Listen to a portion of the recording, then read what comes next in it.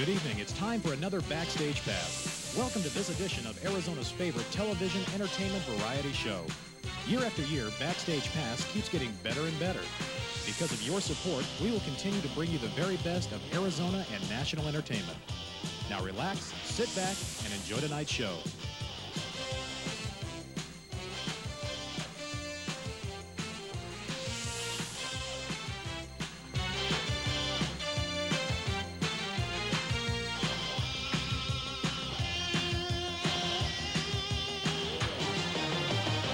Just want to let you know who's leading the pack.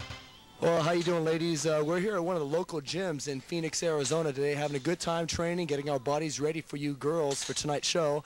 Right now in front of me, or right behind me, I have Mr. Johnny Rocker, who we're going to ask him some questions, let all you ladies know a little bit about this young man right here.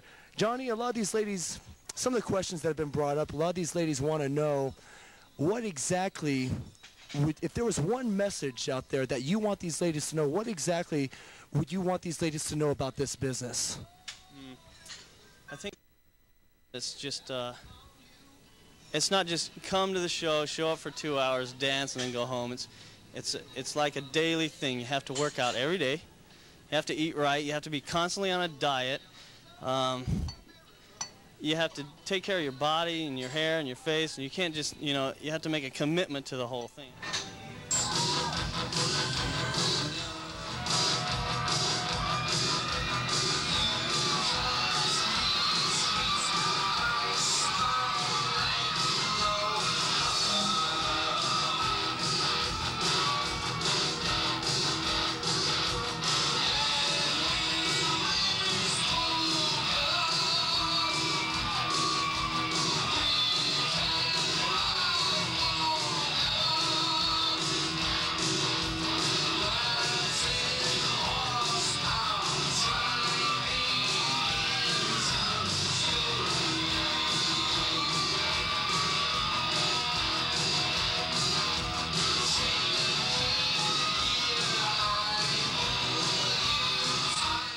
Exactly is it that you try to portray when you're out there doing your act?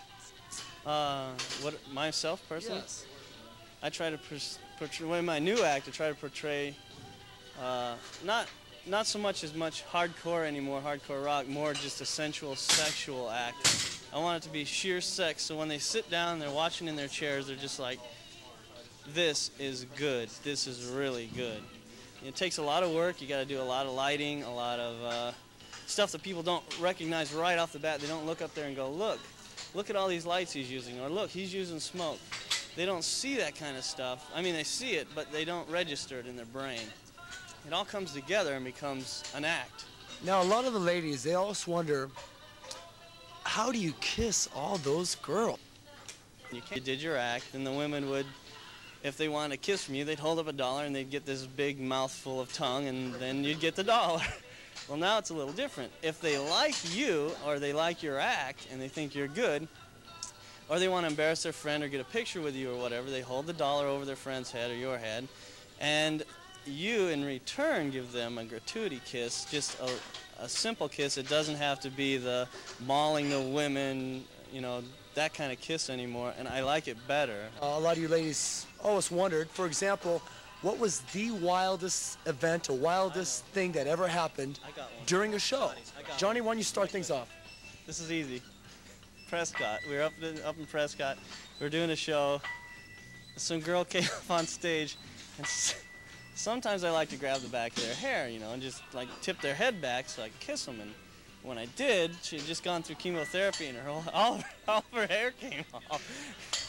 I held it up, waited. She got totally embarrassed, ran in the bell. I felt terrible. It was not a good thing, but it was really funny. It was pretty funny.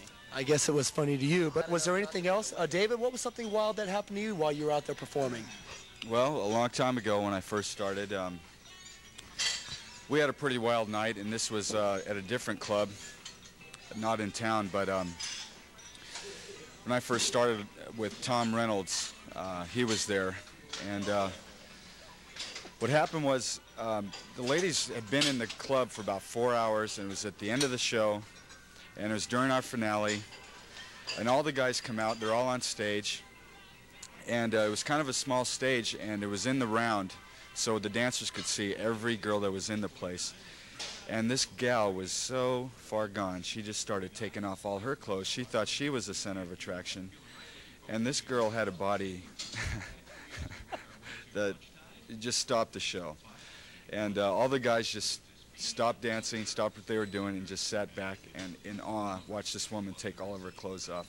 And that was pretty much I was new to the business too, so that struck me as one of the wildest times I've ever been through. That sounds pretty wild. Eric, how about you? I mean, Eric's one of the youngest U.S. male dancers, and he hasn't been in the business for too long. What's the wildest thing that's happened to you in the last year and a half? Oh man, I haven't been doing this too long. I'd have to say the wildest, one of the best times was when we did Laughlin. We went to Laughlin and did a show, and the girls a couple times, and the girls were so wild that, I mean, they were rushing the stage. They called security. They had, you just stood on stage and they just kind of came up there. We had to stop the show. Yeah. I remember. Yeah, had to stop it a couple times. And they were really wild. $100 bills floating around everywhere. It was great. Good time, yeah. So when you say $100 bills, I mean, would you say that this is a profitable business for you? I mean, how much money did you make? Oh, sure, it's profitable. Hourly? Yeah, it's good. It's good. We'll leave it at the money's good. Travis, how about yourself? What was the wildest thing that might have occurred to you? I mean, Travis has done a lot of private parties, and he does a lot of shows right now. What's the wildest thing that has happened to you?